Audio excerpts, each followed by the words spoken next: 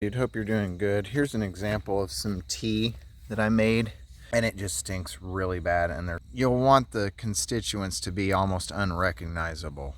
You want it to just kind of, now see, you can still see that very clearly. That's the lignin and cellulose and stuff that is very hard to break down, even in a anaerobic bacteria environment like this, anaerobic environment, and just an awful smell.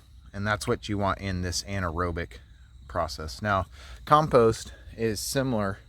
It has anaerobic properties in it during the breakdown.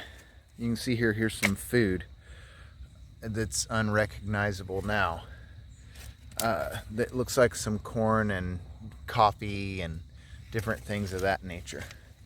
But there's oxygen in here, but the oxygen is consumed, and then that creates an anaerobic environment. And then when you stir it, it actually heats it and cools it. So the air cools it. The fact that the oxygen is going over it cools it, and then the fact that there's more oxygen to use to breathe. Ooh, that smell. See, there's an anaerobic smell. There's a kind of a rot smell, but that'll go away because I'll continue to turn this compost.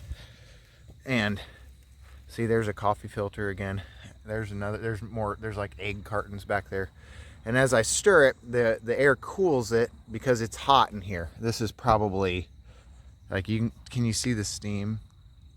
I don't think the steam's getting picked up by the video, but basically you can see that the bacteria consumes that nitrogen, basically the nitrogenous materials like coffee and the food and everything else, and uses it to fuel itself. It needs oxygen as well. They need to breathe. The aerobic bacteria need to breathe.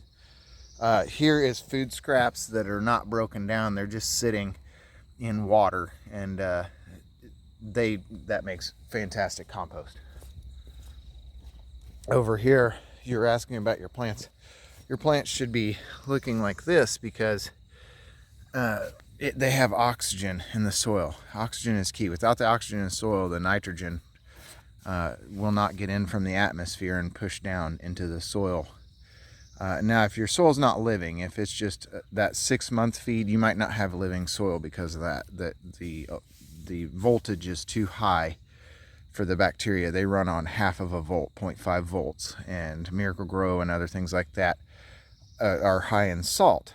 So you'll have an electrical issue there. So the life won't be able to live.